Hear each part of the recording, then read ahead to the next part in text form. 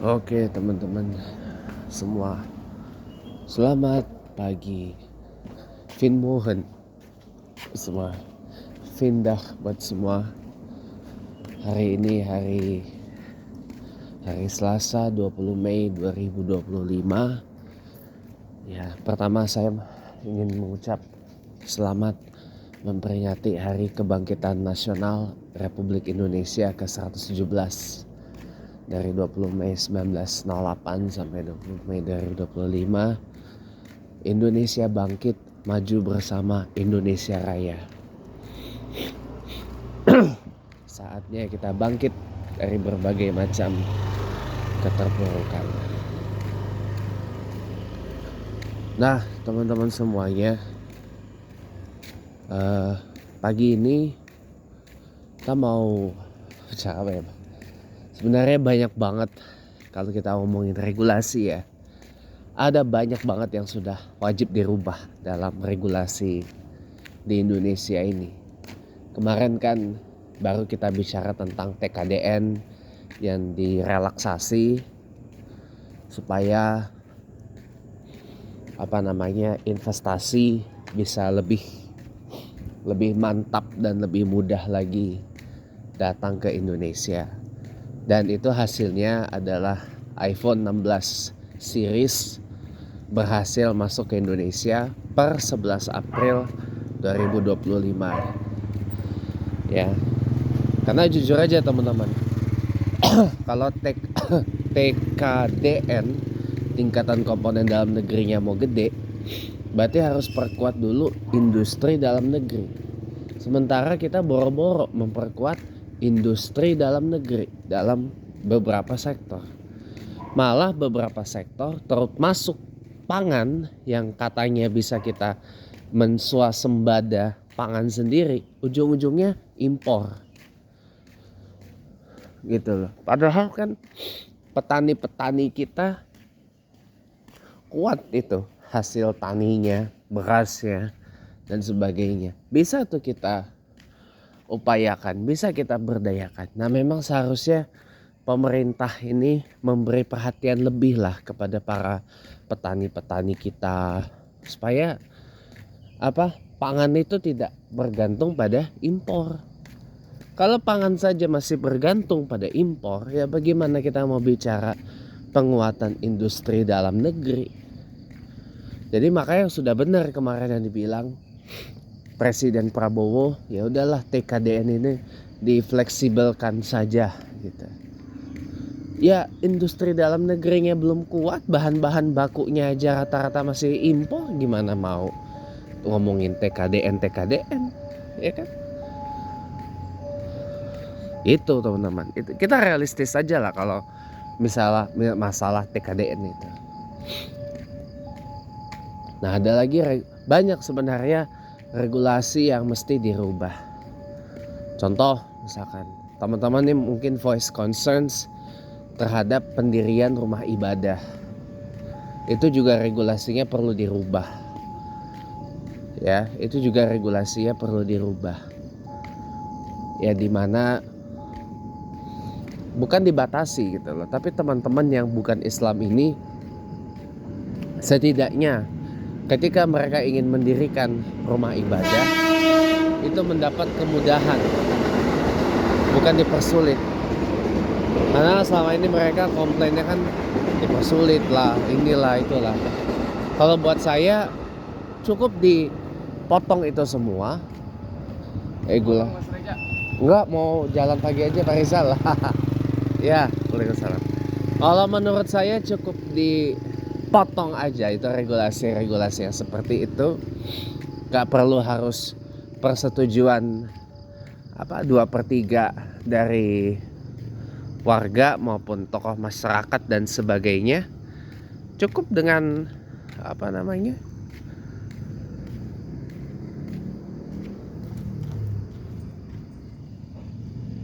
nah, cukup dengan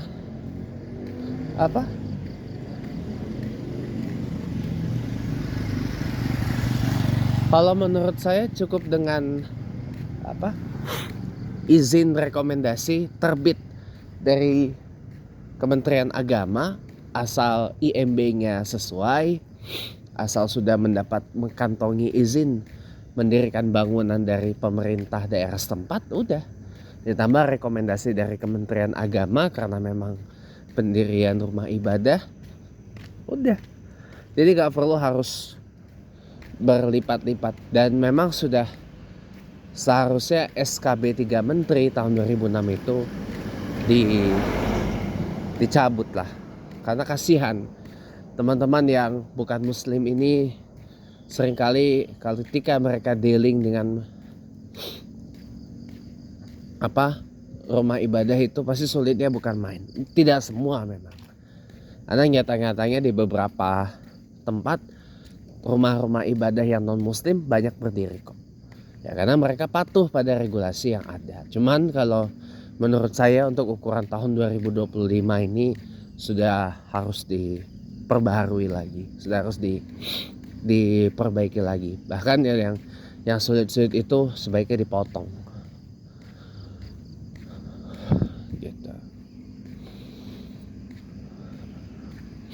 Terus saya secara pribadi juga concern terhadap beberapa regulasi yang menurut saya sudah outdated. Contoh, masalah batas panjang kendaraan besar. Ya. Ini saya kira harus diperbarui lagi deh. Saya pikir kalau bus besar ya panjangnya maksimal 15 meter gak apa-apa loh. Daripada kelihatan bantet begitu. Bantet dan menurut saya pribadi gak begitu proporsional dilihatnya. Mendingan gak apa-apa. Bus itu panjangnya 15 meter gak apa-apa. Jadi kan penumpang yang diangkut bisa lebih banyak. Apalagi kalau kita ngomongin double decker. Panjangnya 15 meter. Makin banyak penumpang yang bisa keangkut. Dan itu juga siapa tahu bisa digunakan sebagai bis perkotaan, bis kota ya. Yang bisa mengangkut banyak penumpang. Yang bisa mengangkut banyak penumpang. Dan siapa tahu itu juga menolong untuk memitigasi kemacetan di kota-kota besar. Terutama seperti Jakarta, Bandung, dan beberapa kota besar lain. Ini menolong loh sebenarnya. Ya. Terus kemudian truk, supaya truk itu tidak odol, ya, tidak odol, ODOL, over dimension and overload ya. Nah, justru regulasinya harus dibenerin. Panjang truk itu nggak apa-apa, truk panjang 15 meter, 16 meter nggak apa-apa, maksimal. Overload ya GVW truknya ditambahin. Nggak apa-apa, truk itu makin besar, bobotnya makin gede seperti truk-truk di Jepang, di Eropa, di USA, nggak apa-apa sebenarnya. Supaya tidak lagi ada istilah ODOL itu atau odol, over dimension and overload itu. Jadi red tape sini memang sudah sebaiknya dipotong, dihilangkan. Nah, cuma kalau begitu apa yang harus dilakukan? Konstruksi jalannya diperbaiki, jalannya diperkuat, karena kan pasti makin gede beban truk itu kan makin berpotensi jalanan makin harus bekerja keras lagi nahan bebannya. Ya paling tidak diperkuat jalannya, nggak hanya sekedar dicor, di aspal ulang atau gimana, enggak. Tapi kalau bisa dibajaisasi, stilization, dibikin jadi jalan itu konstruksi baja yang kuat nahan beban sampai yang kuat nahan beban itu aja sih. Kuat nahan beban sampai beban dump truck itu gak kuat gitu loh. Itu kalau mau mengatasi ODOL, over dimension and overload. Terakhir, sebenarnya saya tidak apa-apa kalau misalkan mengimportasi barang-barang bekas pakai. Ya, jadi nggak boleh dilarang kita mau impor mobil bekas, mau impor handphone bekas, apalagi impor handphone baru harus pakai IMEI apa itu segala macam. Ya, kalau menurut saya nggak perlu yang begitu-gitu. It's fine mau barang bekas masuk Indonesia, kereta KRL bekas mau diimpor ke Jabodetabek untuk memperkuat armada, nggak apa-apa sebenarnya loh.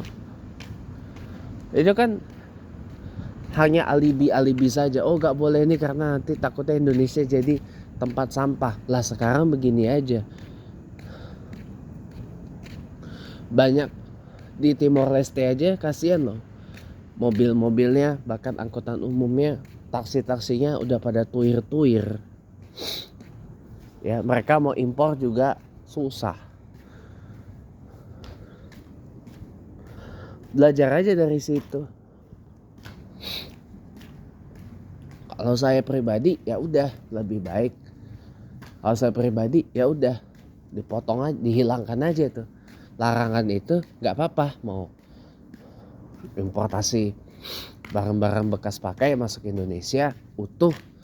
Dan untuk HP dari luar negeri mau dipakai di Indonesia nggak harus ini registrasi apa itu segala macam, mobil baru juga ini itu segala macam, barang baru diimportasi tanpa harus tetek bengeknya, nggak apa-apa gitu loh.